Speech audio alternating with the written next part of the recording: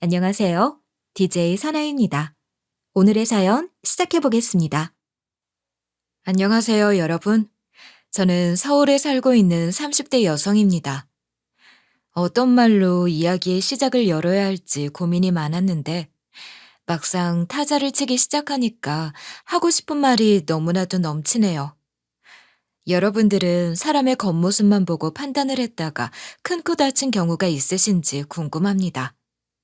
외유내강이라고 겉은 부드러우나 속은 강하다는 말 아시죠? 딱 저희 가족들이 외유내강 타입인데 발톱을 숨기고 있다는 것을 모르고 겉모습만 보고 판단을 하고선 함부로 덤볐다가 된통 당한 사람들의 이야기를 해보려고 해요. 제 이야기 끝까지 재미지게 들어주시면 감사하겠습니다. 저는 어릴 적부터 부모님의 사랑을 듬뿍 받으며 자랐어요. 제게는 8살 차이가 나는 오빠가 한 명 있었는데요. 오빠와 저는 성격부터가 완전히 달랐어요. 전 애교도 많고 살갑게 굴 줄도 알았고 또 부모님이 시키시는 일을 열심히 해내며 느끼는 성취감을 중요하게 생각했어요. 뭔가를 해냈을 때 부모님이 웃으시며 우리 딸 참 기특하다 라고 해주시면 그게 그렇게 뿌듯했거든요.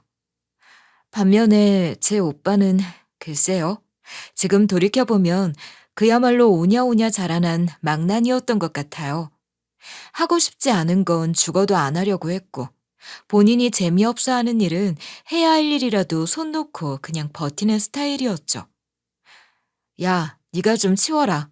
방이 돼지가 살겠다고 도망가겠다.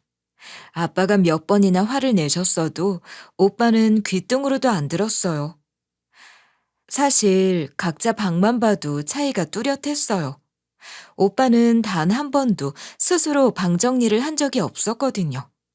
반면 저는 책상 위에 먼지가 쌓이거나 옷이 흐트러져 있으면 그게 그렇게 신경 쓰였어요. 깨끗하게 치워야 마음이 놓였죠. 부모님은 아무래도 오빠에게 더 큰 기대를 하셨던 것 같아요. 장남이기도 했고 나이가 어린 저를 잘 돌봐줄 수 있는 포근한 성격이길 바라셨던 거죠. 아빠는 종종 오빠인 네가 나이가 더 있으니까 더 의젓해야 한다. 알아듣겠냐? 라고 말씀하셨는데 오빠는 늘 건성으로 알았어요 하고는 또 밖으로 나가버리기 일쑤였어요. 현실은 오빠는 점점 엇나가기만 하고 저는 그 사이에서 눈치를 조금 더 봐야 했어요. 오빠는 절 돌보기는커녕 같이 있으면 제가 오히려 더 신경이 쓰였어요. 오빠는 정말 개구진 성격이었기 때문에 초등학생 때부터 친구들을 놀려서 학교에서 혼쭐이 나는 일이 많았고 엄마 아빠는 그때마다 학교로 달려가셔야 했어요. 제가 그 시절엔 너무 어려서 그 장면들을 다 기억하진 못하지만 부모님이 집에서 한숨을 푹푹 쉬시며 네 오빠는 어릴 때나 지금이나 도무지 변한 게 없다니까 하시던 모습은 또렷하게 떠올라요. 어느 날인가 엄마가 그러셨어요. 얘야, 네 오빠 말이다. 초등학교 때는 몰래 남의 도시락 까먹고도 뻔뻔하게 나 몰라라 하던 애였어. 그게 몇 번이었는지 몰라. 하고요. 저는 그 말을 듣고도 잘 믿기지 않았어요. 물론 장난기 많고 덜렁대는 건 알았지만 도시락까지 훔쳐먹을 정도였다고 하니까요. 저는 그냥 웃으면서 오빠가 그 정도로 장난을 쳤다고? 하면서 그냥 친구들을 놀리고 싶어서 그랬겠지 하고 애써 포장을 했는데 그 도시락을 빼앗긴 친구가 일반식은 알러지 때문에 먹질 못하는 친구였던 겁니다. 오빠는 그걸 알면서도 일부러 밥을 못 먹게 하려고 며칠 동안이나 그런 장난을 쳤던 것이었어요. 매번 점심을 굶어야 했던 친구가 결국에는 집에 가서 이야기를 했고 저희 부모님은 또 한 번 오빠의 학교에 불려가게 된 것이었죠. 그때 아버지께서 얼마나 화가 나셨었는지 오빠에게 회초리까지 드셨음에도 불구하고 오빠는 정신을 차리지 못했어요.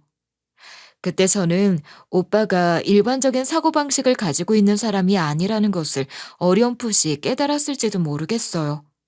물론 정신적으로 문제가 있는 사람은 아니었습니다. 그런 오빠가 있었기에 저는 상대적으로 더 예쁨을 받으며 자랐던 것 같아요. 물론 제가 애교도 많고 시키는 건 척척 잘했으니 더 예뻐해 주셨겠지만요. 아빠는 가끔 우리 딸은 공주님이야 공주님 하시며 제 머리를 쓰다듬어 주셨고 엄마는 얘는 마음 씀씀이가 곱다니까 참 다행이야 딸이 있어서 하며 절 껴안아 주셨어요. 어릴 적 상처 하나 없이 정말 애지중지하게 자란 덕분에 저는 지금도 그 시절을 떠올리면 마음 한켠이 따뜻해지곤 하죠. 뭐, 오빠는 그런 제가 눈의 가시였을지도 모르겠지만요. 저는 어릴 때부터 주변에서 똑똑이라는 말을 많이 들으며 자랐어요. 초등학교를 다니던 시절에는 특히 노래를 정말 잘한다고 칭찬을 받았는데요.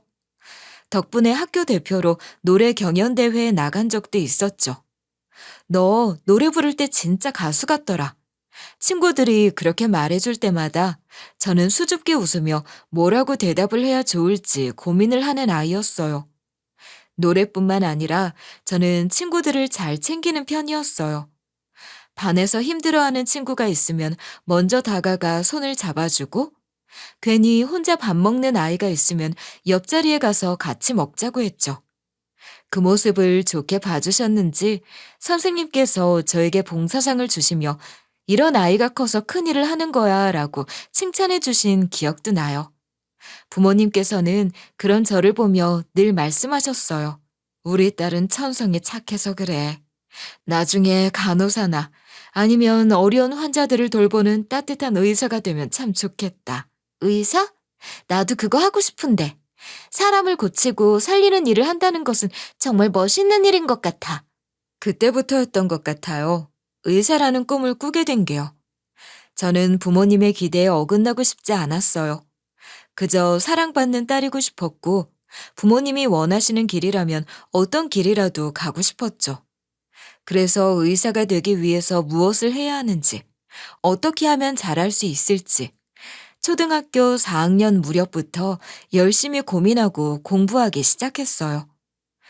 하지만 그 무렵, 우리 집에 조금씩 어두운 그림자가 들이오기 시작했어요.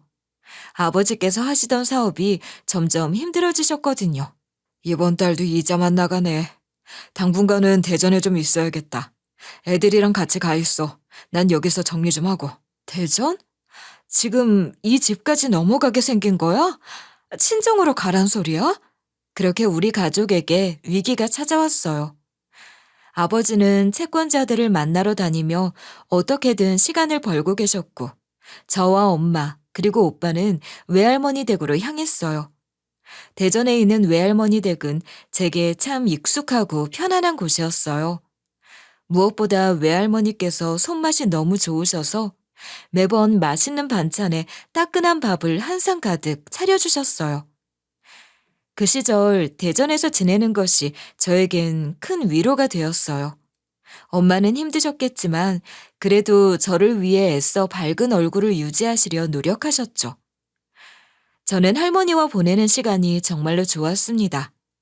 할머니는 항상 우리 강아지 하면서 저에게 예쁘다고 말해주셨으니까요. 엄마, 우리 아빠 언제 와? 나 이제 아빠 보고 싶은데. 조금만 기다리자. 아빠가 다 해결하고 꼭 오신다고 했으니까. 기약 없는 기다림의 시작이었죠. 하지만 오빠는 달랐어요. 저랑 달리 대전 생활이 너무 답답했던 것 같아요.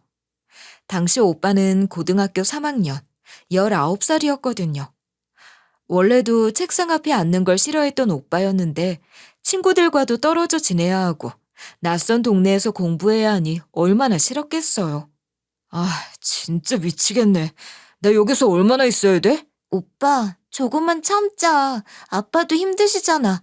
엄마가 아빠 금방 올 거라고 했어. 너네 애니까 좋겠지. 난 수능인데 여기가 무슨 공부할 분위기냐? 평소 공부에는 손도 안 대던 인간이 그런 소리를 하니까 조금은 우습기도 했죠. 오빠는 방에 틀어박혀 한숨만 푹푹 쉬었고 어쩌다 가족이 모여 밥을 먹을 때도 수저를 놓자마자 방으로 들어가 버리기 일쑤였어요. 그때 전 아직 어렸고 상황을 다 이해하긴 어려웠지만 집안이 흔들리는 느낌이 어렴풋이 들었어요. 그래도 저는 의사가 되고 싶다는 꿈 하나에 마음을 붙잡고 있었어요. 상황이 아무리 힘들어도 제가 해야 할 일은 공부라고 생각했거든요. 그렇게 저는 매일 책상 앞에 앉아 스스로 다짐을 했어요. 어릴 때지만 그만큼 간절했어요. 솔직히 고등학교 3학년이면 인생의 방향이 어느 정도 정해진다고 해도 과언이 아니잖아요. 특히 입시를 앞두고 있는 시기엔 주변 환경이 얼마나 중요한데요. 그런데 우리 오빠는 그런 중요한 시기에 전학을 하게 됐고, 완전히 새로운 환경에서 적응을 해야 했어요. 원래도 삐딱한 구석이 있던 사람이었는데 그 일로 더 비뚤어지기 시작했죠. 어느 날은 엄마가 오빠의 교복 주머니를 정리하다가 담배를 발견하셨는데요. 순간 집안이 발칵 뒤집혔어요. 이게 뭐야? 너 지금 이거 담배니? 왜? 안 돼? 집안이 망해서 쭈구리처럼 사는데 담배도 못 피워? 오빠는 정말 살벌한 눈빛으로 그렇게 말했고, 저는 그 순간 너무 무서웠어요. 같은 가족이지만 그 눈빛은 마치 낯선 사람 같았거든요. 이해도 잘 안 갔어요. 왜 저렇게까지 화를 내는지, 왜 저렇게 자신을 놓아버리는지. 결국 오빠는 입시도 망쳤어요. 나 대학 안 갈 거야. 어차피 돈도 없고 뭐하러 가. 그 말을 끝으로 오빠는 거의 집에 붙어 있지 않았어요. 어디서 돈이 나는 건지 알 수는 없었지만 술을 마시고 다니는 건 분명했죠. 새벽에 전화벨이 울리면 엄마는 한숨부터 쉬었어요. 매번 모르는 번호로 전화벨이 울리면 엄마는 긴장을 하셨죠. 떨리는 손으로 전화를 받으셨어요. 경찰서에서 연락이 온 날도 있었고, 누군가와 다툼이 있었다며 병원에 간 날도 있었어요. 정말 마음 놓을 날이 없었죠. 엄마는 그런 오빠를 보면서 안타까워했어요. 왜 이렇게 됐을까? 어릴 땐 이렇게 엇나가지 않았었는데 하면서도 오빠를 감싸려고 하셨죠. 엄마는 강단 있는 분이었지만 자식 앞에서는 한없이 물으셨어요. 꾸짖다가도 결국엔 오빠의 밥상을 따뜻하게 차려주셨고, 새벽에 들어온 오빠의 이불을 조용히 덮어주셨어요. 그렇다고 해서 늘 힘들기만 했던 건 아니었어요. 오빠는 결국 모든 것을 미루고 미루다 군대로 도망치듯 들어가 버렸고, 저는 어느새 고등학교 3학년이 되어 있었어요. 그때 저는 정말 죽을 힘을 다해 공부했어요. 책상 앞에서 졸다 깨기를 반복했고, 머리가 아파올 정도로 문제집을 들여다봤어요. 엄마가 원하는 의대 갈 거야. 그 말 한마디를 마음속에 품고 하루하루를 버텼던 것 같아요. 그리고 결국 저는 정말 엄마가 바라셨던 대로 의대에 진학하게 되었어요. 합격 소식을 들은 날, 엄마는 눈물을 흘리셨어요. 엄마는 제가 의대에 합격했다는 것을 자랑스럽게 생각하셨고, 저 또한 그랬습니다. 의대 생활은 그야말로 전쟁이었어요. 매일매일이 바빴고 잠자는 시간이 아깝다는 말이 절로 나왔죠. 시험은 주마다 있었고 쪽지 시험이라고는 하지만 범위는 늘 벅찼어요. 인간의 온몸에 있는 뼈들이 어떤 구조로 연결되어 있는지, 각 기관이 무슨 일을 하는지, 또 수술 도구가 어떻게 쓰이는지를 외우고 또 외웠죠. 해부 실습 때는 처음엔 손이 떨렸지만 점점 익숙해지면서 자연스럽게 집중하게 되었어요. 정신을 차려보니 어느새 본과 3학년이 되어 있었어요. 그렇게 시간이 흘러간 줄도 몰랐어요. 의대 본과 3학년이 되었을 무렵 저는 실습에 나가게 되었어요. 그동안 책으로만 보던 환자들의 상태를 직접 마주하게 되자 마음가짐이 많이 달라졌죠. 특히 응급실 실습은 정말 저를 완전히 무너뜨리는 계기가 되었어요. 피가 낭자한 현장, 쉴 새 없이 들리는 경보음, 다급한 의료진들의 목소리, 정신이 아찔해질 정도였지만 그래도 배운 대로 움직여보자며 애써 마음을 다잡았어요. 그러던 어느 날 오토바이 사고를 당한 환자가 실려왔어요. 당시 저는 그 장면을 평생 잊을 수 없을 것 같아요. 환자 도착합니다. 의식 없음, 혈압 떨어집니다. 들것 위의 남성은 온몸이 너덜너덜한 상태였고 얼굴조차 알아볼 수 없을 만큼 피투성이었어요. 숨이 정말 간신히 붙어 있었고 의료진 모두가 긴급하게 달려들어 살려보겠다고 사투를 벌였죠. 열 몇 시간에 걸친 대수술, 수혈, 지혈, 장기 봉합. 정말 모든 수단을 동원했어요. 결국 환자는 살아났어요. 하지만 의식은 돌아오지 않았죠. 의학적으로는 식물인간 상태라는 진단이 내려졌고 아무도 환자의 눈을 다시 뜨게 만들 수 없었어요. 그때 선배가 제 어깨를 툭 치며 말했어요. 그래도 살린 게 어디냐. 죽지 않았잖아. 그 말을 듣고 고개를 끄덕이긴 했지만 마음속 어딘가가 너무 불편했어요. 그날 이후였어요. 그 환자의 모습이 매일 밤 꿈에 나왔어요. 피로 물든 몸, 끊어질 듯한 호흡, 손끝에서 느껴졌던 체온, 마치 제 앞에서 그 장면이 반복 재생되는 것처럼 생생하게 떠올랐어요. 저는 점점 불면증에 시달리기 시작했죠. 밤새 뒤척이다 겨우 잠들고 새벽녘에 깨어나서는 이불 속에서 눈물만 흘렸어요. 설상가상으로 환자의 보호자들이 병원에 찾아와 난동을 부렸어요. 이게 사람 살린 거예요? 저렇게 살려놓고 뭐 어쩌라는 거야? 누가 기뻐합니까, 누가? 생명유지장치 빼주세요. 이건 사는 게 아니잖아요. 그분들은 울면서 소리를 지르셨고 저는 그 장면을 옆에서 지켜보다 가슴이 철렁 내려앉았어요. 거기서 끝이 아니었어요. 병원비도 내지 않겠다고 선언하셨고 원목과와도 마찰이 생겼죠.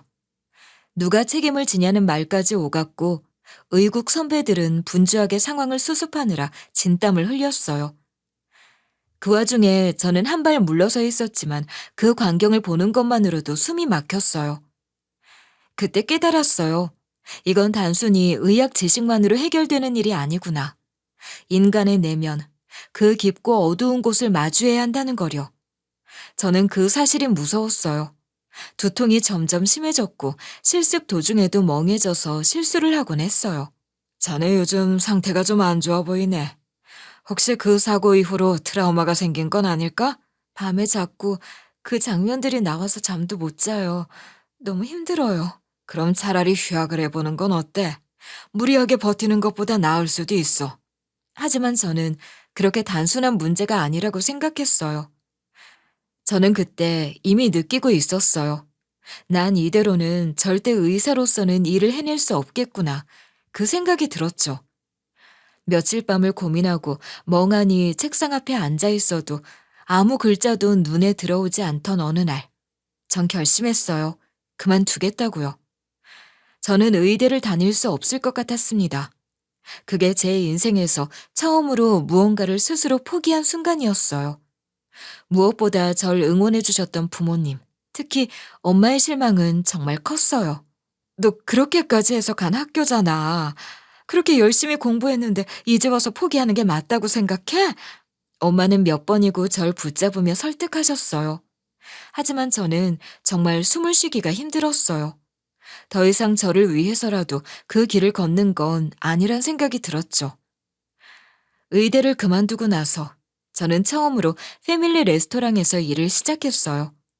주방과 홀을 오가며 하루 종일 서 있어야 했고 손님들마다 요구하는 것도 달라 정신이 없었지만 이상하게도 그때 느꼈던 감정은 무거운 것이 아니었어요. 무엇보다 피가 낭자했던 병원 현장에서 벗어났다는 사실 하나만으로도 숨이 트이는 듯한 기분이었죠. 아, 나 지금 살아있구나. 그 감각이 조금씩 돌아오고 있었어요. 몸은 솔직히 힘들었어요. 매일 밤마다 발바닥이 욱신거렸고 손목이며 무릎이며 안 아픈 데가 없었죠. 그래도 일한 만큼 보람이 있었고 내가 땀 흘려 번 돈으로 생활을 이어간다는 것 자체가 꽤나 값지게 느껴졌어요. 하지만 그렇게 오래 버티진 못했어요. 어느 날 출근길, 계단을 내려가다가 무릎이 꺾여 주저앉은 순간 이제 그만해야겠다고 느끼게 됐죠. 몸이 너무 상해 있었어요. 결국 27, 일을 그만두고는 당장 다음 달 월세를 걱정하게 됐죠. 뭘 해야 먹고 살 수 있을까 싶었어요. 그때 의대 선배에게서 연락이 왔어요. 혹시 너 일자리 구하고 있어? 아, 선배, 지금 잠깐 쉬고 있는데 왜? 좋은 자리 있어? 우리 병원에 코디네이터 자리가 하나 나왔는데 너 생각나서. 너 의학 지식도 있고 상담실장 잘할 수 있을 것 같아서. 고민 끝에 그 일을 시작하게 됐어요. 처음엔 긴장도 많았지만 환자들과 상담을 하며 불안한 마음을 다독여줄 때면 나 이 일 잘 맞는구나 하는 생각이 들었죠. 그렇게 일한 지 3년쯤 되었을 때 병원 원장님이 다른 병원으로 자리를 옮기게 되었고 저도 자연스럽게 따라가게 되었어요. 새로 옮긴 곳은 전문의가 여러 명 있는 대형 성형외과였어요. 규모도 크고 시스템도 훨씬 체계적이었죠. 거기서 다시 3년을 일했는데 그 병원에서 한 신입 성형외과 의사와 눈이 맞았어요. 처음엔 그냥 동료였죠. 하지만 어느 순간 절 바라보는 눈빛이 다르다는 걸 느꼈어요. 힘들죠? 요즘 상담 건수가 많아서요. 힘내시라고 커피 사왔어요. 조금요. 근데 전 좋아요. 바쁜 게 차라리 덜 생각나서. 커피는 감사하게 잘 마시겠습니다. 서로 조심스럽게 다가간 끝에 연애가 시작됐고, 제 나이 33, 누군가를 이렇게까지 깊이 좋아한 건 처음이었어요. 물론 예전에도 몇 번 연애를 하긴 했지만, 제 마음을 이토록 찰떡같이 이해해주는 사람은 처음이었거든요. 그 사람, 지금의 예비신랑은 저에게 많은 도움을 줬어요. 아무래도 의사와 코디네이터라는 직업 차이도 있고 수입 차이도 꽤 났으니까요. 데이트 비용은 거의 대부분 그가 부담했어요. 저에게 데이트 비용에 대한 부담을 주고 싶지 않다면서 본인이 내겠다고 다음에 맛있는 걸 사달라고 말을 하면서도 그 다음이란 오지 않았죠. 매번 예비신랑이 계산을 했으니까요. 그런 행동이 늘 고마우면서도 미안했어요. 그래서 제가 할 수 있는 방식으로 표현하려고 했죠. 저는 요리하는 걸 좋아해서 예비신랑을 위해 도시락을 싸주기도 했고, 간식이나 간단한 디저트를 만들어 건네주곤 했어요. 이거 너 어제 좋아한다던 쿠키. 밤새 구운 거야. 진짜? 너 대단하다. 이러다 카페 차리겠어. 아, 맞다. 다음 주가 우리 엄마 생신인데 뭐 해드리는 게 좋을까? 어머, 그래? 내가 혹시 뭔가 준비해도 돼? 예비신랑은 괜찮다고 고개를 끄덕였고, 저는 그렇게 작은 선물 하나와 직접 만든 케이크를 정성껏 포장해서 보냈어요. 진심이 닿았던 걸까요? 얼마 지나지 않아 예비 시어머니께서 절 한번 보고 싶다고 하셨어요. 제가 직접 만든 케이크가 정말 맛있었다고 친구들에게 자랑을 했다고 하시면서 저에게 직접 감사 인사를 하고 싶다는 말을 전해오셨죠. 저는 마음이 참 뿌듯했습니다. 그렇게 저는 얼떨결에 인사를 드리러 가게 되었어요. 긴장도 많이 됐지만 최대한 정중하게 인사를 드렸어요. 그 자리에서 예비 시어머니는 밝은 얼굴로 말씀하셨어요. 아이고, 인상이 참 좋네. 음식 솜씨도 좋고. 우리 아들 밥 굶을 걱정은 없겠네. 예쁘게 봐주셔서 감사합니다. 내조 잘해야지. 의사 마누라 되는 건데 그 정도는 기본이지? 그 말에 저는 순간 웃어야 할지 뭔가 묘한 기분이 들었어요. 사실 내조란 이야기보다는 이제 진짜 누군가의 아내가 되는 건가 하는 생각이 먼저 들었던 것 같아요. 그 말 한마디가 낯설게도 그리고 묘하게 가슴 깊이 스며들었던 순간이었어요. 뒤늦게 내조라는 그 말이 겉으로 보기엔 칭찬처럼 들릴 수도 있었겠지만 저는 어쩐지 마음 한쪽이 불편해지더라고요. 결혼하고 나면 우리 아들 밥 굶을 걱정은 없겠네. 내조 잘해야지. 의사 마누란데. 그 말투에는 분명히 어딘가 꾹 눌러놓은 뉘앙스가 있었거든요. 기분 좋게 들리기보단 은근히 사람을 누르는 듯한 느낌이었달까? 저는 속으로 좀 그렇다 싶었어요. 그냥 흘려듣자고 생각하면서도 마음 한구석이 시리더라고요. 사실 저는 부모님께 의존하며 살아온 사람이 아니었어요.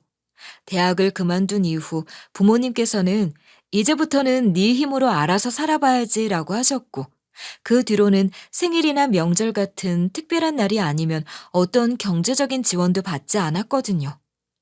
그래서 예비 신랑에게도 굳이 우리 부모님이 무슨 일을 하시는지, 집안 사정이 어떤지는 말하지 않았어요. 꼭 필요하다고 생각하지 않았고 나중에 정말 결혼하게 되면 그때 이야기해도 늦지 않다고 여겼어요.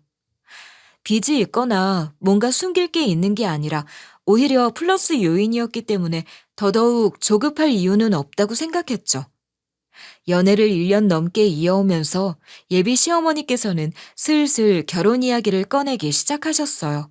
이 나이에 아직 결혼을 안 한 것도 걱정인데 모아놓은 돈도 별로 없으면 어쩌니. 요즘 결혼하려면 준비할 게 얼마나 많은데. 부모님께서는 지원 안 해주신대? 아직 정확히는 모르겠어요. 일단 제가 준비한 선에서는 맞춰보려고요.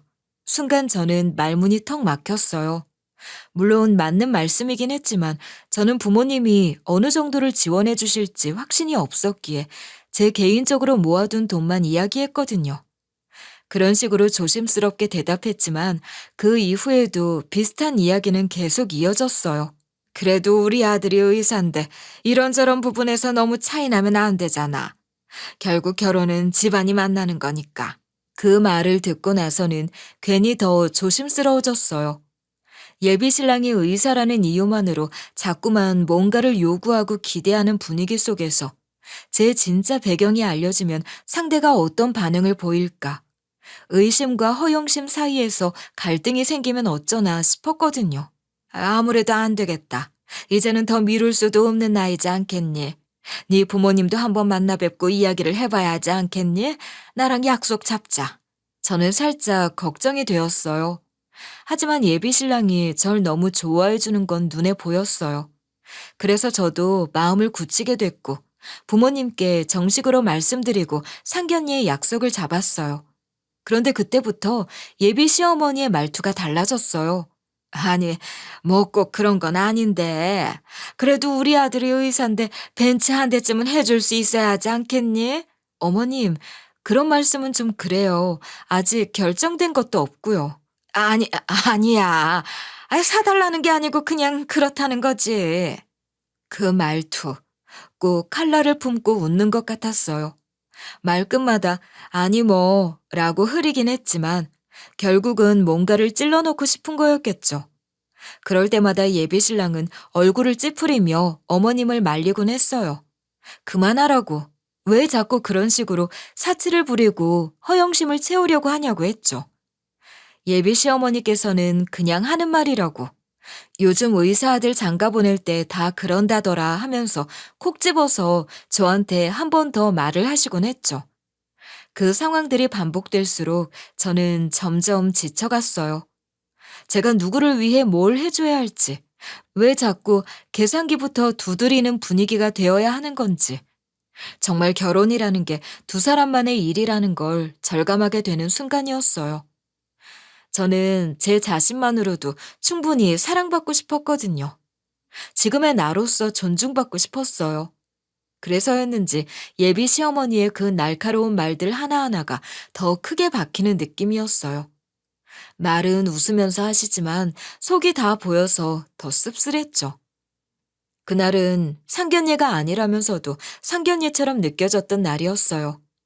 정식으로 상견례를 하자고는 하지 않았지만 양가 부모님이 처음 마주하는 자리였기에 저와 예비 신랑 둘 다 마음이 무거웠죠.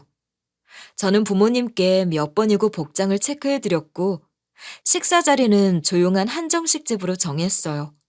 불필요한 눈치 싸움이나 과시가 없었으면 했거든요. 약속 시간보다 조금 일찍 도착하신 부모님은 예상대로 은색 경차를 타고 오셨어요. 늘 타고 다니시던 차였기에 특별히 신경 쓸 일은 아니라고 생각했어요. 그런데 주차장에서 차에서 내리려는 찰나 한 사람이 눈에 들어왔어요. 바로 예비 시어머니셨어요. 잠시 화장실에 가기 위해 자리를 비우신 것 같았는데 우연인지 필연인지 우리 부모님이 내리는 순간을 주차장에서 보고 계셨던 모양이에요. 어머님, 안녕하세요. 왜 나와 계세요? 제가 밝게 인사를 건네자 예비 시어머니는 웃지도 않고 고개만 살짝 끄덕이셨어요. 분위기가 묘했죠. 식당 안으로 들어가 자리에 앉고 물 한 모금 겨우 들이켰을 무렵 예비 시어머니는 한쪽 입꼬리를 슬쩍 올리며 자리에 털썩 앉으셨어요. 그리고는 정말 믿기 어려운 표정으로 사람을 위아래로 훑듯 보시며 코웃음을 치셨어요. 분위기가 급속도로 싸해졌어요. 어머님, 혹시 불편하신 데라도 있으세요? 그래, 내가 불편할 게 좀 있네. 내가 참 황당해서. 아니, 경차를 타세요, 사돈어른? 어머님, 경차가 왜요? 서울에서는 오히려 더 편한데요. 주차도 쉽고 좁은 골목도 잘 들어가고요. 차는 과시야, 과시. 당연히 비싼 차가 더 좋지. 끼어들기 하려 해도 비싼 차 타고 있으면 바로 비켜주는 건 몰라? 글쎄요. 비싼 차를 타도 결국 유지비에 돈만 많이 들지 않나요? 저희는 꼭 그렇게까지 비싼 차를 타야 할 이유를 모르겠어서요. 그래도 비싼 차를 타는 데에는 이유가 있는 법이에요. 저런 차를 타고 오실 줄은 몰랐네요. 저런 차라니요? 경차가 어때서 그런 말씀을 하시는 건지. 저희는 실용성을 보고 선택한 겁니다. 솔직히 경차는 상상도 못했습니다. 수진이가 똑부러지게 살아가길래 내조는 잘하겠거니 했는데 결국은 집안 재력이 받쳐줘야죠. 아이들이 서로 좋아서 결혼하겠다는 건데 집안 재력이 왜 중요한지 전 모르겠네요. 왜 모르세요? 우리 아들 의사입니다. 고생하며 공부했고 돈도 많이 들여서 지금 이 자리에 왔어요. 그런 아들이 결혼을 한다면 당연히 빵빵한 집안 여자 만나서 자기 병원 하나 번듯하게 마련하길 바라는 게 부모 마음 아닌가요? 저는 그 순간 손에 쥔 젓가락을 내려놓을 수밖에 없었어요. 그 말이 말 그대로 우리 가족 전체를 정면으로 폄하하는 느낌이었거든요. 하지만 예비 시어머니의 말은 멈추지 않았어요. 이 상황을 어떻게 수습을 해야 좋을지 앞이 캄캄한 느낌이었어요. 제가 황당함을 감추지 못하고 있는데도 예비 시어머니께서는 눈치를 못 채신 건지 일부러 그러시는 건지 촉새 같은 입을 쉬지 않았어요. 그런데 차도 고작 저런 경차라니. 이 결혼 안 봐도 뻔합니다. 지금 상견례 자리에서 이런 말씀을 하시는 게 맞는지 모르겠네요. 차가 어떻고 경차가 어떻다는 말씀이신지. 저희 엄마께서도 그제야 부드럽게 말끝을 다듬으며 반문하셨어요. 평소 웬만하면 조용히 웃는 분이신데 그날은 아니었죠. 예비 시어머니는 더 말할 필요도 없다는 듯이 팔짱을 떡하니 끼고는 턱을 쳐들고 아주 거만하게 말을 하셨어요. 파혼합시다. 서로 볼짝 다 본 것 같은데요. 나는 우리 아들이 아까워서 그 집에 장가 못 보내겠습니다. 그 말은 식당 안을 고요하게 만들었고 저는 한동안 아무 말도 할 수 없었어요. 물잔에 맺힌 물방울만 멍하니 바라보며 내가 지금 뭘 들은 건지 머릿속에서 정리가 되지 않았어요. 정말 딱 그 순간이었어요. 이 결혼 아닌 것 같다는 걸 처음으로 또렷하게 느낀 건. 그 말이 끝나자마자 예비 신랑이 자리에서 벌떡 일어났어요. 정말 놀란 얼굴이었죠. 엄마, 지금 무슨 이야기 하는 거야? 눈이 휘둥그레진 예비 신랑은 당황을 감추지 못한 채 저를 한번 바라보더니 다시 어머님을 향해 소리쳤어요. 그런데 예비 시어머니는 그런 아들의 반응에 전혀 놀라지 않은 듯 했어요. 오히려 얼굴이 붉게 달아오른 채 손을 내저으며 말했죠. 넌 가만히 있어. 지금 어른들 이야기하는데 왜 끼어들어? 말리는 목소리가 아니었어요. 오히려 자신이 하고 있는 말이 정당하다는 확신이 가득한 태도였죠. 예비 시어머니는 정말 본인이 무슨 짓을 하고 있는지 모르는 눈치였어요. 저와 제 부모님은 물론이고 심지어 자기 아들이 어떤 눈빛으로 자신을 바라보고 있는지도 전혀 느끼지 못하고 있었죠. 사실 예비 신랑 역시 우리 집안 사정을 정확히 알지는 못했어요. 제가 먼저 이야기를 꺼낸 적도 없고 꼭 필요한 순간이 오기 전까지는 굳이 밝힐 필요가 없다고 생각했기 때문이에요. 하지만 상황은 이제 그 경계를 무너뜨릴 수밖에 없는 지점까지 오고 있었죠. 예비 시어머니는 점점 감정이 격해지기 시작했고 결국 목소리를 높이며 쏟아내기 시작했어요. 너 의사야, 의사라고. 같은 의사를 만나도 모자랄 판에 간호사도 아니고 병원에서 상담실장 하는 애랑 결혼하겠다고? 아휴, 정말 미쳐 돌아가네. 엄마, 지금 이런 자리에서 굳이 할 필요 없는 말이잖아. 나중에 따로 언지를 해도 될 걸 왜. 정말 미치겠네. 그래 뭐 수진이가 집안일 하나는 잘하는 것 같더라. 음식도 곧잘 하던데. 우리 아들이 좋아하는 눈치니까 내조는 잘하겠거니 싶어서 내가 100번 양보하고 그냥 오케이 했어. 근데 가진 게 없어도 너무 없으면 곤란하지 않겠니? 수진아, 미안해. 정말 미안해. 내가 사과할게. 장인어른, 장모님, 정말 죄송합니다. 그 눈빛은 말 그대로 죄책감과 당혹감으로 가득 차 있었어요. 하지만 예비 시어머니는 아들의 말에 손을 내젓고 다시 한번 크게 외쳤어요. 사과는 무슨 사과야. 난 우리 아들이 이렇게 모양 빠지는 집에 장가가는 거 싫다니까. 솔직히 말해보자. 어느 부모가 그걸 오케이 하겠어? 평생 처갓집에 돈이나 퍼주게 생겼는데. 내가 뭘 많이 팔은 것도 아니잖아. 내가 집을 해오랬니? 평원을 해오랬니? 아니잖아. 그런데도 아무리 그래도 장인 장모가 경차를 타고 다니는 건 좀 아니지 않니? 엄마, 차가 뭐가 중요해. 그렇게 따지면 우리 집도 연식 오래된 차잖아. 우리 부자도 아니고 나도 그래봐야 페이닥터야. 지금 뭘 그렇게 따지는 거야. 그 말이 끝나는 순간 예비 시어머니께서 왈칵 눈물을 터뜨리는 게 아니겠어요? 그 눈물의 의미야 뻔했죠. 우리 아들이 내 편을 안 들어줘? 없는 집안에 장가가는 것도 억울하고 짜증나 죽겠는데 여기에 왜 내 편은 하나도 없는 거야?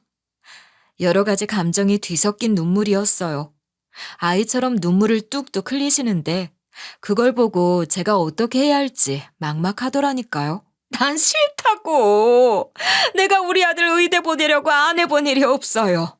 학원비 대려고 병원비 아껴가면서 얼마나 고생했는데.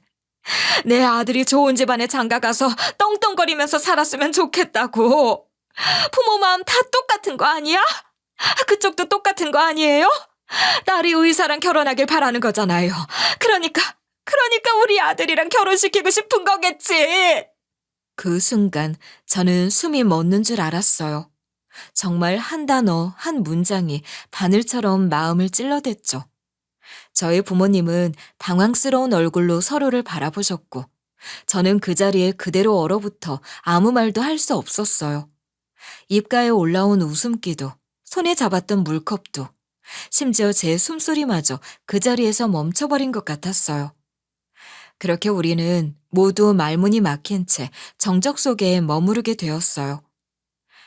사실 지금 이야기하기엔 조금 먼 과거지만 과거의 이야기를 하지 않을 수 없는 시기가 온 것 같네요. 저희 집은 다시 일어섰어요. 과거에 무척이나 힘들었을 때 대전에 내려가 살다가 아버지의 사업이 다시 잘 되기 시작하면서 서울에 올라와서 공부를 할 수 있었죠. 그렇게 저는 다시 일어선 집안에서 과외를 하루도 빠짐없이 받았고 수능을 치렀어요. 제가 20살에 의대에 입학을 하고 실습을 하던 도중에 큰 충격을 받았었잖아요. 그때 저는 나약함에 찌들어 있는 사람이었고 의대를 그만두겠다고 부모님께 말씀드렸을 때 부모님께서 받으셨던 그 충격은 말로 다 못할 정도였어요. 수진아, 정말 그만두겠다는 거야? 엄마, 더는 못하겠어. 나 매일 밤 악몽을 꿔. 잠도 제대로 못 자. 그렇게 힘들게 들어간 의대를 쉽게 포기하겠다고? 이렇게 쉽게 포기할 거면 왜 그렇게 노력을 했는데? 부모님은 말은 안 하셨어도 우리가 자식 교육을 잘못했구나라고 느끼신 것 같았어요. 어릴 때부터 해달라는 건 다 해줬더니 애들이 다 배가 불렀다고 생각을 하신 거죠. 사실 누구는 못 들어가서 난리인 의대인데 저는 배가 부른 거라 생각하신 거겠죠. 게다가 오빠조차도 답 없이 살고 있었으니까요. 아버지는 혼잣말처럼 교육을 잘못 시켰다고 툭 내뱉으셨고 엄마도 별다른 반박 없이 조용히 고개를 끄덕이셨어요. 그러더니 며칠 지나지 않아 부모님 두 분이 큰 결심이라도 한 듯 행동으로 옮기셨어요. 갑자기 저와 오빠가 쓰고 있던 카드가 정지됐고 필요할 때마다 주시던 용돈도 한 푼 없이 끊겼어요. 아버지, 카드 왜 안 돼요? 한도 초과해요? 아니, 이제 그 카드는 네 거 아니야. 카드 정지시켰다. 그러니까 이제 알아서들 해. 예? 갑자기 그게 무슨 소리예요? 알아서들 하라니? 뭐가 뭔 소리야? 카드는커녕 용돈도 없을 거다. 이래서 벌었어. 그 말이 끝나고 보니 어느새 저는 하루아침에 아무것도 없는 사람이 되어 있었어요. 백수라는 말이 그토록 현실적으로 와닿은 적은 없었죠. 오빠 역시 마찬가지였어요. 군대를 다녀온 뒤에도 마땅한 직장 없이 집에서 노닥거리며 지내던 중이었는데 그나마 여태껏 생활이 유지됐던 건 부모님이 뒤에서 조용히 지원해주고 있었기 때문이었어요. 이것들이 고생을 해봐야 정신을 차리지. 딱 한 달치 생활비만 줄 거다. 그 뒤로는 알아서 벌어서 살아. 그렇게 아버지는 저희에게 집도 나가라고 하셨어요. 각각 원룸을 하나씩 얻어주시고 딱 3개월만 월세를 지원해 주신다고 하셨죠. 보증금이야 아버지께서 채워 넣어 주셨지만 월세를 3개월만 지원을 해 주신다는 말은 정말 청천벽력 같은 말이었어요. 아니, 하루아침에 자식들을 분가시키는 부모님이 매정하다는 생각까지 들었죠. 오빠와 저는 너무나도 당황스러웠지만 부모님의 마음이 이해가 안 가는 것은 또 아니어서 말문이 막힌 채 가만히 있었죠. 막막했어요. 그저 막막했습니다. 아빠, 진짜예요? 저희 나가서 살아요? 그래, 진짜다. 25살이면 어린 나이도 아니잖아. 이제 네 인생 네가 책임져야지. 그때 제 나이는 25. 무엇을 해야 할지도 몰랐고 무슨 일을 할 수 있는 능력이 있는지도 몰랐어요. 오빠는 그나마 남자는 힘으로라도 벌 수 있으니까 막노동이라도 하지 뭐 하며 덤덤하게 나섰지만 저는 머리가 하얘졌어요. 그렇게 저는 처음으로 나 혼자 벌어야 한다는 현실 앞에 놓였고 결국 패밀리 레스토랑에서 아르바이트를 시작하게 되었던 것이었어요. 처음엔 체력적으로 너무 힘들었지만 시간이 지날수록 점점 익숙해졌어요. 손님에게 음식을 내밀며 맛있게 드세요 인사하는 게 자연스러워졌고 하루를 땀 흘려 보내고 월급날 통장에 돈이 들어왔을 때 느낀 그 뿌듯함은 잊을 수가 없었어요. 아, 돈이란 게 이렇게 귀한 거였구나. 그때 처음으로 돈의 소중함을 제대로 느낀 것 같아요. 부모님은 저희를 내보내고 난 뒤 살고 계시던 큰 아파트를 처분하셨어요. 이제 우리도 좀 단출하게 살아야지. 애들 다 내보냈으니 넓은 집 필요 없잖아. 그 말씀처럼 두 분은 오붓하게 지낼 수 있는 조용한 소형 아파트로 이사하셨고 타고 다니시던 외제차도 정리하셨어요. 대신 중고로 나온 국산 소형차를 타기 시작하셨죠. 경차이긴 하지만 오히려 좋다고, 차도 쌩쌩 잘 나가고 통행료도 저렴하고 혜택이 많다고 말씀을 하셨죠. 아버지의 말투엔 예전과는 다른 단호함이 있었어요.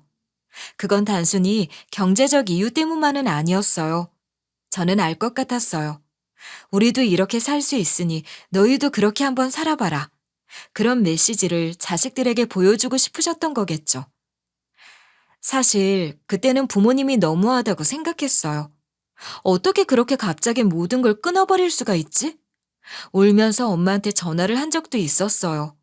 힘들다고 징징거리면 집으로 들어오라고 말을 해주진 않을까 하는 생각에 한 행동이었지만 엄마는 저에게 스스로의 인생을 책임질 줄 알아야 한다고 단호하게 끊어내셨죠. 그런 게 바로 인생이라고, 어려워도 어떻게든 해내보라고요. 그렇게 저는 부모님이 정해놓은 그 작은 원룸에서 작고 조용한 인생의 첫걸음을 떼었어요. 그렇게 힘들었던 그 시절이 돌아보면 제게 가장 큰 성장이었던 것 같아요. 힘든 만큼 배운 것도 많았으니까요. 사실 부모님께서 그렇게까지 단호한 결정을 하신 데에는 이유가 있었어요. 한때 사업이 크게 무너졌던 경험이 있었기에 다시 일어선 뒤엔 자식들에게 무조건적인 지원이 독이 될 수도 있다는 걸 깨달으셨던 거죠. 그건 단지 저와 오빠를 훈육하기 위한 조치만은 아니었어요. 부모님 스스로도 삶의 방식을 바꾸시며 자식들에게 본을 보이려 하셨던 거죠. 작은 아파트로 옮기고 차도 실속 있는 차로 바꾸시고 이전의 생활을 모두 정리하신 건 정말 큰 결심이었을 거예요. 하지만 저희 집에 그런 사정을 모르는 예비 시어머니 입장에서는 자기 아들이 고생고생해서 의사가 되었는데 정작 결혼해서는 덕도 못 보고 오히려 고생만 하게 생겼다고 생각하셨던 것 같아요. 예비 시어머니는 한 번 터진 눈물을 멈출 줄을 모르셨어요. 아이고, 내 아들을 내가 어떻게 키웠는데. 아유, 세상에. 없어도 이렇게 없는 집에 장가를 보내야 하다니. 아유, 내 팔자야, 내 팔자야. 그 모습은 마치 가슴을 찢는 곡처럼 들렸고 식당 안은 순간 조용해졌어요. 그제서야 저희 부모님이 입을 여셨어요. 아버지께서 담담한 목소리로 말씀하셨어요. 정말 저희 집안이 많이 기울어져 보여서 아드님을 장가 보내는 게 아까우십니까? 네, 아까워요. 아까워 죽겠어요. 아니, 생각을 좀 해보세요. 우리 아들 진짜 잘났다니까요. 어딜 가도 인기 많았어요. 의대 다닐 때도 교수님들한테 칭찬 많이 받았고요. 그런데 수진이는 고졸이잖아요, 고졸. 저희 수진이도 의대 다녔었습니다. 피가 낭자한 응급실 실습 중에 기절을 한 번 했는데 그 뒤로 트라우마가 생겨 고생을 했어요. 그래서 그만두겠다고 했을 때 말리지 못했습니다. 그리고 저희 집 못 사는 집 아닙니다. 뭐라고요? 수진이한테 그런 이야기 못 들었는데요. 그리고 못 사는 집이 아니라니요? 제 사업이 한때는 어려웠지만 지금은 다시 잘 되고 있습니다. 자산이 수백억이다. 그런 자랑은 하지 않겠습니다만 사위에게 병원 하나 차려줄 수 있을 정도의 여유는 있어요. 다만 저희 수진이가 왜 그런 이야기를 미리 하지 않았는지는 저희도 모르겠습니다. 수진아, 그게 사실이니? 그런 말을 미리 하지 않았어. 말만 들었으면 내가 이렇게까지는... 예비 시어머니께서는 갑자기 확 수그러진 말투로 말을 하셨어요. 그 모습이야말로 초식동물과 다름없었죠.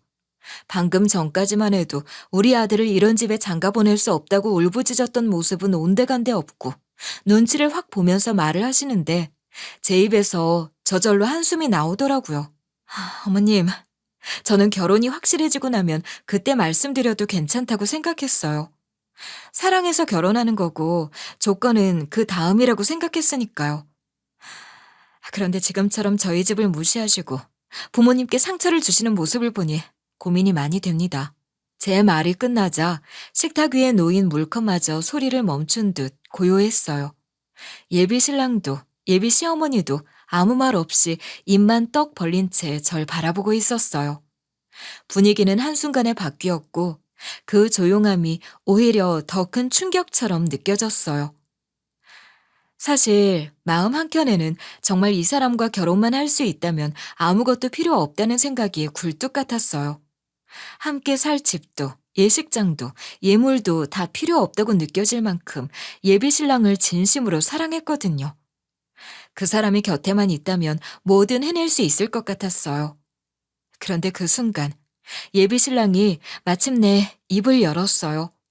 그 눈빛은 복잡한 감정으로 가득 차 있었고 입술이 떨리는 게 보일 정도였어요.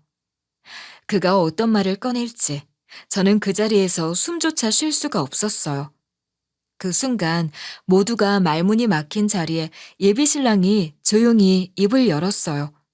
목소리는 담담했지만 그 속엔 단단한 결심이 느껴졌어요. 솔직히 수진이가 가난하든 부자든 그런 건 저에게 전혀 중요하지 않습니다. 제가 지금 성형외과에서 일하면서 한 달에 버는 돈이 그래도 꽤 됩니다. 수진이랑 제 자식들 못 먹여 살릴 만큼 부족하지 않습니다. 집이요? 대출 받아서 구해야 한다면 그 대출 얼마든지 갚아낼 자신 있어요. 장인어른, 장모님, 저는 배경 같은 거 안 봅니다. 수진이와 결혼하고 싶습니다. 예비 시어머니는 옆에서 거의 졸도하기 직전이셨어요. 손수건으로 눈가를 훔치면서도 그 말 하나하나에 표정이 굳어졌고 입술을 꾹 다문 채 말도 못하시는 모습이었어요. 그 모습을 지켜보던 우리 부모님은 처음엔 조금 언짢은 표정이었지만 예비 신랑의 진심 어린 고백을 듣고는 자세를 바로 고쳐 앉으셨어요. 아버지께서 조용히 말씀하셨어요. 정말 우리가 일절 지원을 해주지 않아도 우리 수진이랑 결혼을 하고 싶다는 말인가? 네. 애초에 무언가를 받으려던 생각도 없었습니다. 저는 그냥 수진이와 함께 같은 병원으로 출근하고 퇴근하고 저녁에는 같은 집 식탁에서 밥을 차려 먹고 아이가 생기면 함께 육아도 나누며 평생 그렇게 살아가고 싶어요. 그 말이 제 마음을 움직였어요. 이 사람이라면 어떤 상황에서도 흔들리지 않고 함께 걸어갈 수 있겠다는 믿음이 들었고, 동시에 저도 이 마음이 바래지 않도록 지켜내야겠다는 다짐이 생겼어요. 예비 시어머니께서 뭐라고 하시든 저는 이 사람과 함께 해야겠다는 생각이 점점 더 분명해졌어요. 우리 부모님 역시 제 마음과 다르지 않았던 것 같아요. 아버지는 팔짱을 풀고 가볍게 한숨을 내쉬셨고, 엄마는 조용히 제 손등을 덮으며 살짝 미소를 지어주셨어요. 예비 시어머니는 울음을 멈추고 다소 멍한 얼굴로 아들인 예비 신랑을 바라보셨어요. 그 눈빛에는 억울함, 실망, 당혹감, 그리고 그 안에 아주 조금의 깨달음도 섞여 있는 것 같았어요. 잠시 침묵이 흐른 뒤 예비 신랑이 다시 조심스럽지만 단호하게 어머님을 바라보며 말했어요. 엄마, 난 수진이랑 그냥 행복하게 살고 싶어요. 그게 전부예요. 누군가의 배경에 기대서 내가 편하게 살고 싶어서 이 결혼을 하려는 게 아니라는 말이에요. 엄마는 그냥 우리 아들이 편안한 생활을 했으면 하는 마음에.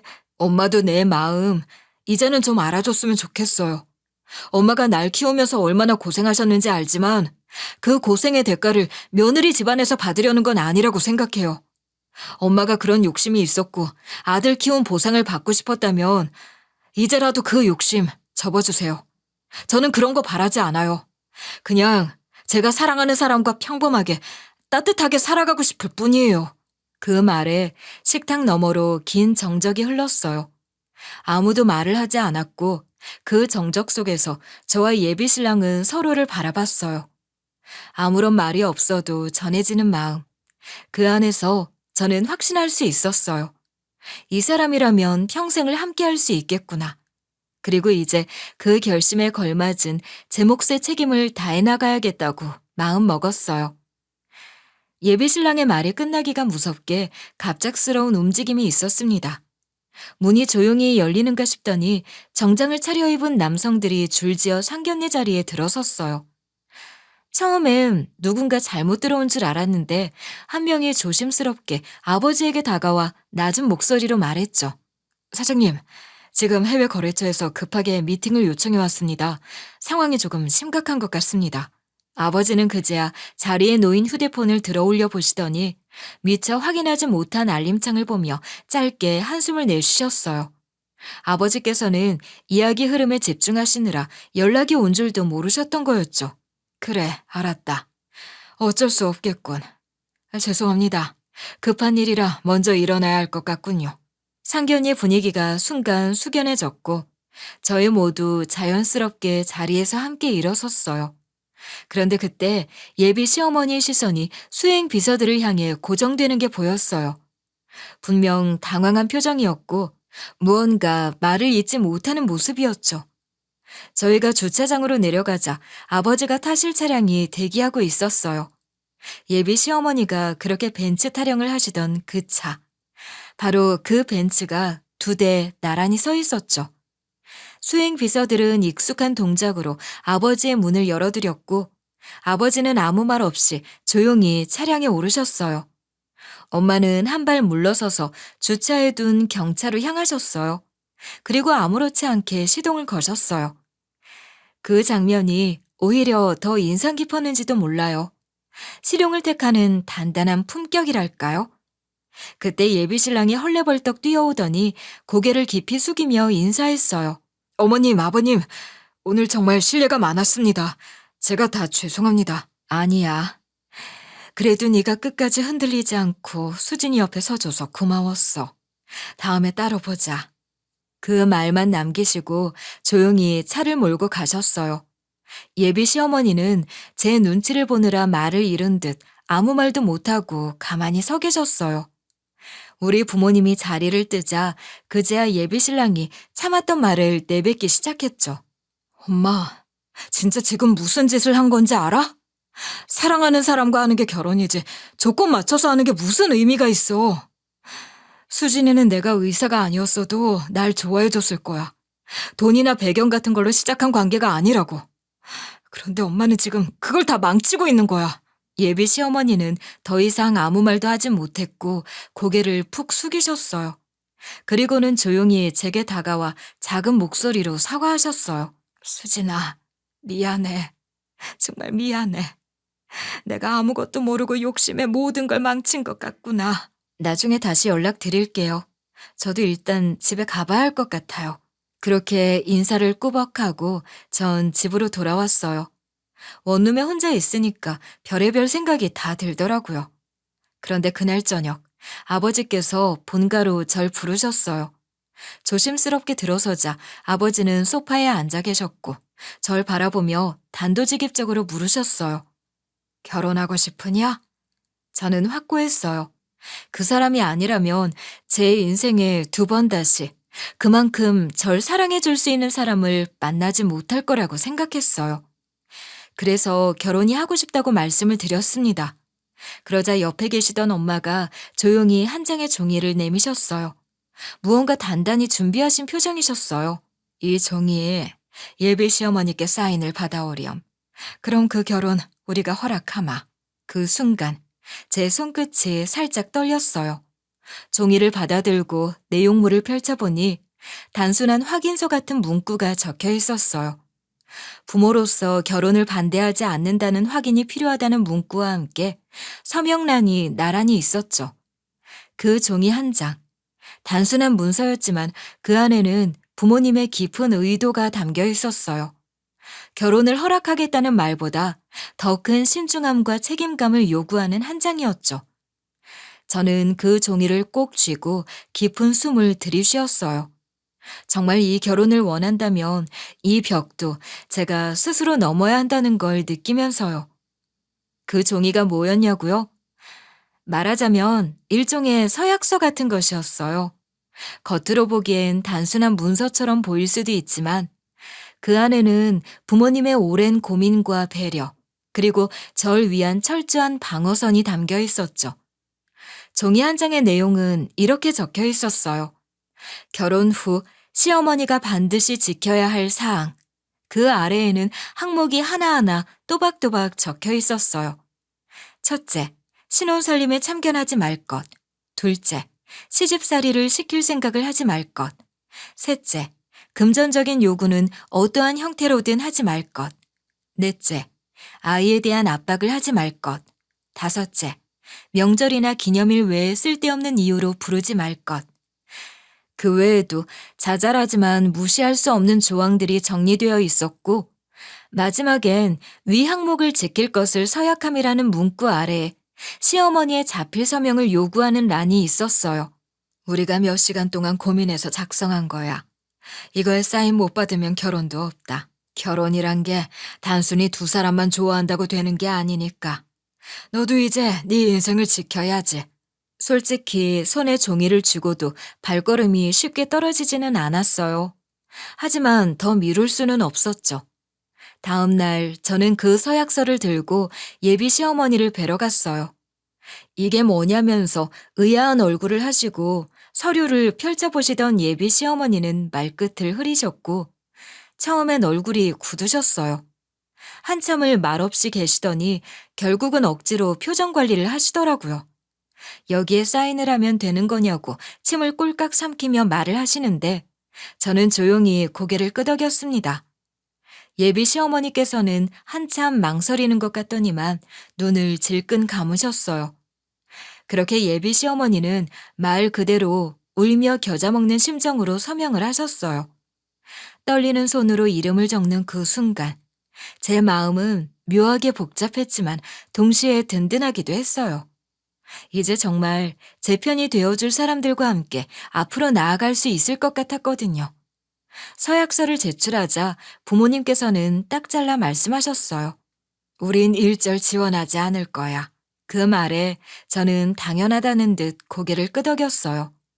그런데 그 말과는 달리 결혼 준비가 시작되자 두 분 모두 전력을 다해 도와주셨어요. 드레스 투어에 직접 따라 나서 주시고 웨딩홀 계약도 도와주셨고요. 신혼집 역시 처음엔 전세로 준비할 계획이었는데 결국 부모님이 도움을 주셔서 깔끔하게 계약을 마칠 수 있었어요. 결혼 후의 삶은 생각보다 훨씬 평화로웠어요. 예비 신랑, 아니, 이제는 남편이 된 사람은 제 친정에 정말 잘하고 있어요. 명절이나 부모님 생신에는 꼭 시간을 내어 찾아뵙고 소소한 선물도 잊지 않아요.